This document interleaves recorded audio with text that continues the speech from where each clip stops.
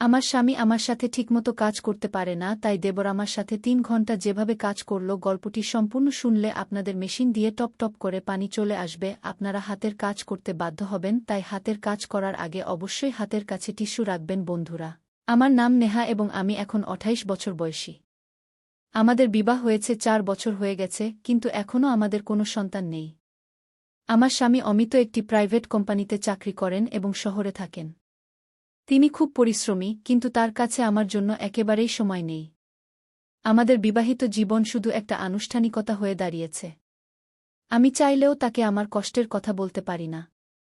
আমাদের বাড়ি গ্রামে, যেখানে আমার শাশুড়ি, শ্বশুর এবং দেবর থাকেন। আমার দেবর রাহুলের বয়স ৩০ বছর। তিনি গ্রামেই থাকেন এবং পুরোপুরি কৃষিকাজের দেখাশোনা করেন।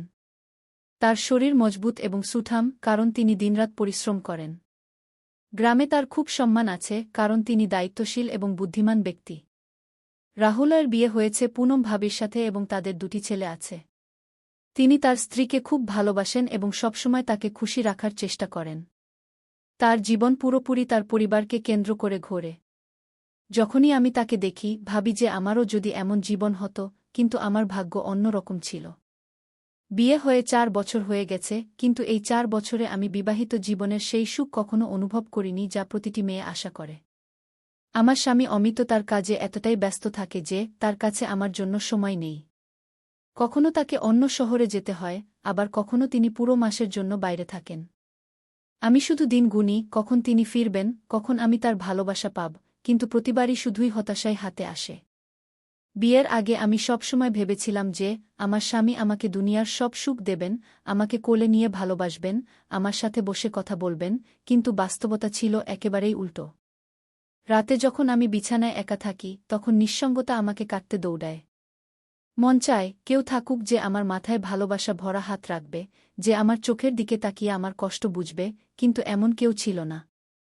অন্যদিকে যখন আমি দেবরকে দেখি, তখন আমার মনে অদ্ভুত অনুভূতি জন্ম নেয়। তিনি একজন আদর্শ স্বামী, তার স্ত্রীর সব রকম যত্ন নেন। ভাবির ছোটবড় সব প্রয়োজনের খেয়াল রাখেন। ক্ষেতের কাজে যতটুকু সময় পান তা পরিবারটির সাথে কাটান। ভাবি যখনই তাকে কিছু বলেন, তিনি মনোযোগ দিয়ে শোনেন এবং তার সব ইচ্ছা পূরণ করার চেষ্টা করেন। আমি অনেকবার দেখেছি যে ভাবি যখন ক্লান্ত থাকেন, তখন দেবর নিজেই কাজে হাত লাগান। কখনো তার জন্য চা বানিয়ে আনেন, কখনো তার মাথায় আদর করে হাত বুলিয়ে দেন। বাড়িতে যখনই হাসিমজাক হয়, তখন দেবর তার স্ত্রীর সঙ্গেই বসে থাকেন। ভাবির চোখে সেই সন্তোষ স্পষ্ট ঝলকে, যা একজন স্ত্রী তার স্বামীর ভালোবাসা থেকে পায়, এবং এই জিনিসটাই আমাকে ভিতরে ভিতরে জ্বালাতে শুরু করেছিল।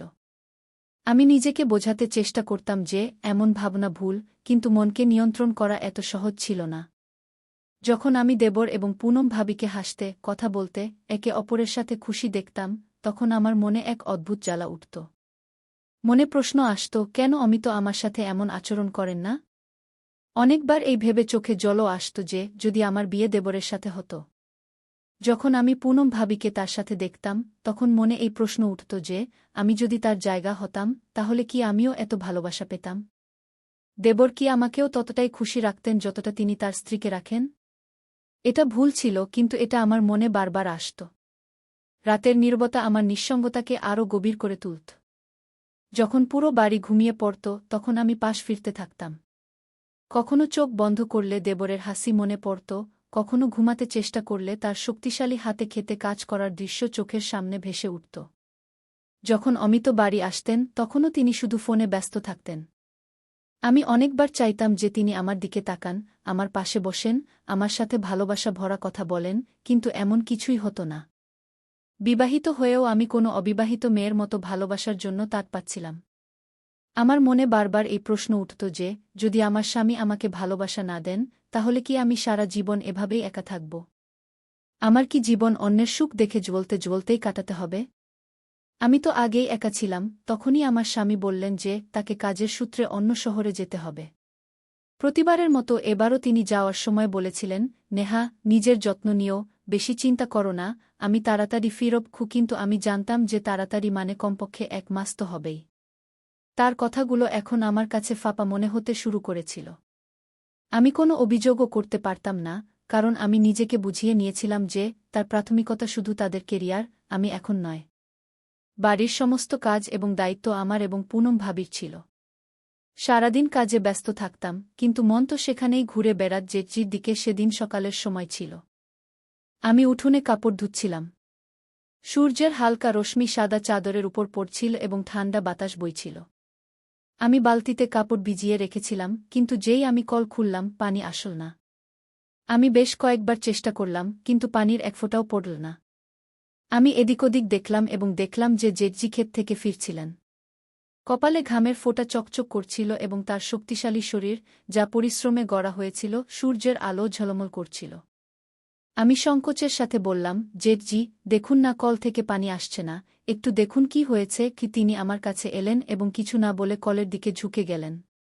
আমি দেখলাম তার শক্তিশালী বাহু নড়ছিল যখন তিনি কল ঘুরাচ্ছিলেন।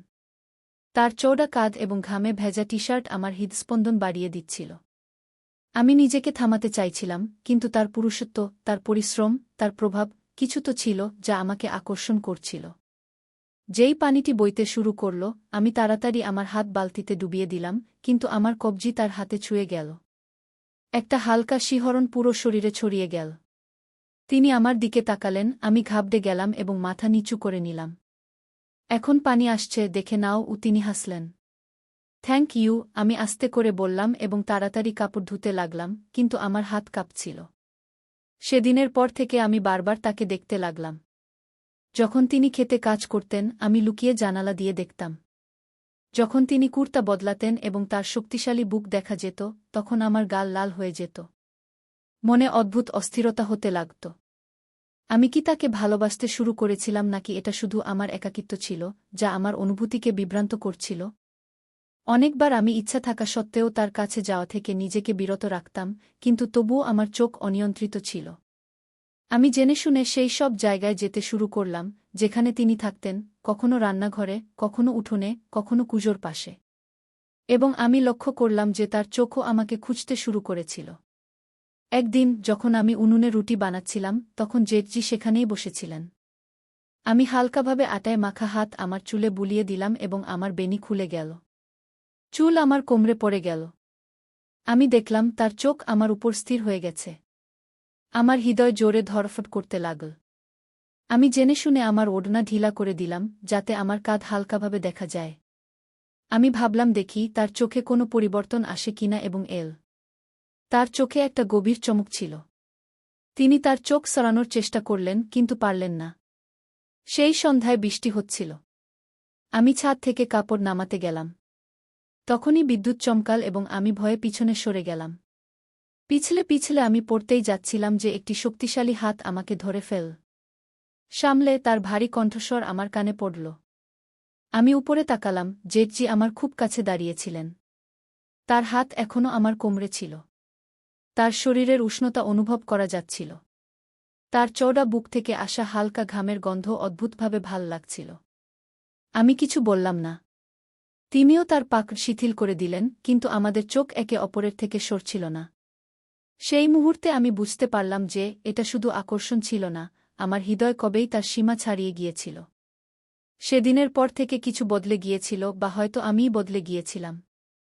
আগে যেখানে আমি আমার স্বামীর ভালোবাসার জন্য তর্ষে থাকতাম, এখন আমার চোখ অন্য কাউকে খুঁজতে শুরু করেছিল।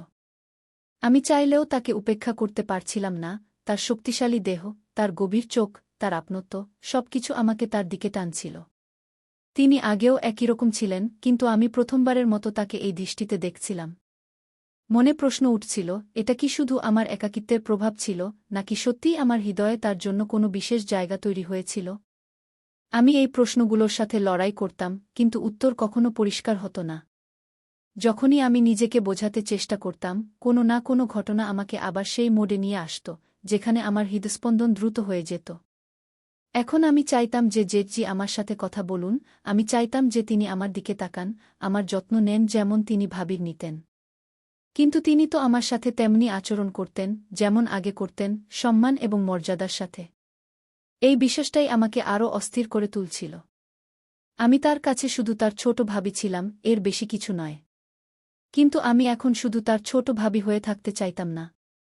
অনেকবার আমি চেয়েছিলাম যে তাকে কিছু বলি, কিন্তু বলতাম কি?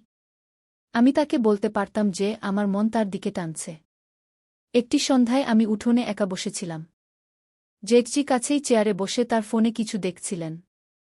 পরিবেশ শান্ত ছিল, কিন্তু আমার মনে অস্থিরতা চলছিল।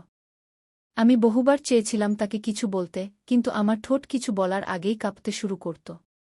হঠাৎ তিনি আমার দিকে তাকালেন এবং বললেন, "কি হয়েছে, নেহা? তুমি কি কিছু বলতে চাইছ?" তার কণ্ঠে সেই একই আপনত ছিল যা সবসময় থাকত। আমার মনে হলো এখন সময় এসেছে, এখন আমার মনের কথা বলে দেওয়া উচিত। আমি সাহস জোগাড় করলাম। আমি ধীরে বললাম, "জেঠজি, আপনি খুব ভালো।" তিনি একটু চমকে উঠলেন, তারপর হালকা হাসি দিয়ে বললেন, "আরে, এটা তো আমি আগে থেকেই জানতাম, কিন্তু আজ হঠাৎ এই প্রশংসা কেন?" আমি চোখ নামিয়ে নিলাম। আমি তাকে সব কিছু বলতে চেয়েছিলাম, যে আমি তার কাছে আসতে চাই, যে যখন তিনি আমার আশেপাশে থাকেন তখন আমি এক অদ্ভুত শান্তি পাই, যে যখন তিনি মাঠে কাজ করেন তখন আমি তাকে লুকিয়ে লুকিয়ে দেখি, যে যখন তিনি আমার কবজি ছুঁয়েছিলেন তখন থেকে আমার হৃদয় বেকাবু হয়ে গেছে। কিন্তু আমি কিছুই বলতে পারলাম না, শুধু হালকা হাসি দিলাম। জেঠজির প্রতি আমার আকর্ষণ এখন একটি খোলা রহস্যের মতো ছিল, অন্তত আমার হৃদয়ের কাছে। যখনই আমি তাকে দেখতাম হৃদয়ে অদ্ভুত চাঞ্চল্য হতো। তার কণ্ঠস্বর, তার হাসি, তার মাঠে কাজ করা, সবকিছু আমাকে তাকে আরও টানছিল। কিন্তু এই আকর্ষণ একতরফা ছিল। জেঠজি হয়তো কখনো অনুভব করেননি যে তার ছোট বৌদি তাকে এভাবে দেখেন। তার কাছে আমি শুধু পরিবারের একজন ছিলাম, শুধু অমিতের স্ত্রী। তিনি কখনো এমন কিছু করেননি যাতে মনে হয় যে তিনিও আমার সম্পর্কে কিছু ভাবেন, এবং এই বিশ্বাসটাই আমাকে আরও অস্থির করে তুলছিল। তারপর সেই দিন এল যখন অমিত 1 মাস পর বাড়ি ফিরলেন। আমি ভেবেছিলাম যে আগের মতো এবারও তিনি শুধু তার কাজের কথা বলবেন এবং আমাকে উপেক্ষা করবেন, কিন্তু এবার কিছু বদলে গেছে বলে মনে হল। বাড়িতে ঢুকেই তিনি জিনিসপত্র রাখলেন এবং সোজা আমার দিকে এলেন। "কেমন আছো, নেহা?" তার কণ্ঠে আগের মতো শীতলতা ছিল না। তার মুখে সেই পুরানো ভালোবাসা ফিরে এসেছিল, যা আমি বিয়ের শুরুর দিনগুলিতে দেখেছিলাম। আমি হালকা হাসি দিয়ে বললাম, "ভালো আছি। আপনি কেমন আছেন?" আমি আশা করিনি যে তিনি আমার কাছে এসে আমার হাত ধরবেন, কিন্তু তিনি তাই করলেন। তার স্পর্শ আলাদা ছিল, আগের মতো নয়, বরং আরও গভীর, আরও সত্য। "নেহা, আমি জানি যে আমি তোমাকে আগের মতো সময় দিতে পারিনি, কিন্তু এখন আমি চেষ্টা করব।" আমার হৃদয় ধড়ফড় করে উঠল। একই সেই অমিত ছিলেন যার অনুপস্থিতি আমাকে অন্য কারো দিকে টেনে নিয়েছিল। এখন আমার সামনে দুটি পথ ছিল, একটি যা আমি এতদিন ধরে দেখছিলাম, অর্থাৎ জেঠজি, এবং অন্যটি যা আমি কখনো গ্রহণ করিনি, অর্থাৎ অমিত। আমার হৃদয়ে চাঞ্চল্য শুরু হল। আমি কি এখনও জেঠজির জন্য একই অনুভূতি রাখি? সেই রাতে যখন আমি একা ঘরে বসেছিলাম, তখন আমি নিজেকে এই প্রশ্ন করলাম, এবং উত্তর ধীরে ধীরে স্পষ্ট হতে লাগল।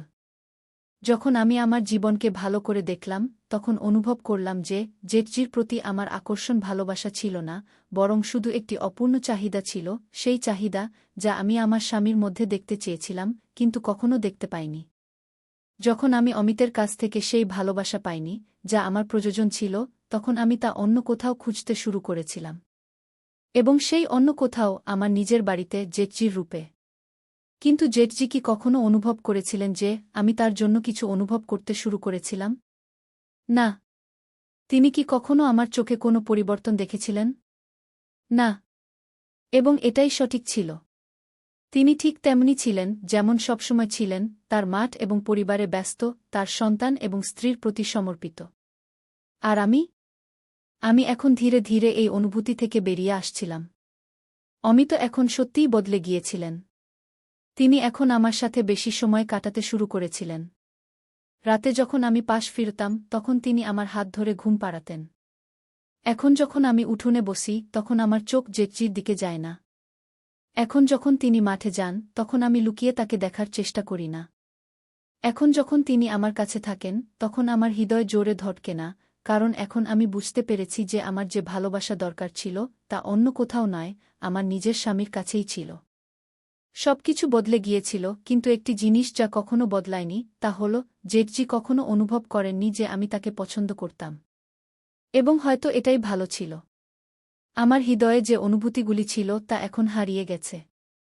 জেঠজি এখনও একই রকম হাসি খুশি, তার কাজে ব্যস্ত, তার স্ত্রী এবং সন্তানদের সাথে খুশি। আমি এখনও সেই একই বাড়িতে আছি, কিন্তু এখন আমার মনোযোগ শুধু আমার স্বামী এবং আমার বিবাহে। কখনো কখনো কিছু ভালোবাসা শুধু অনুভূতি হয়ে থাকে, কাউকে জানানো ছাড়াই।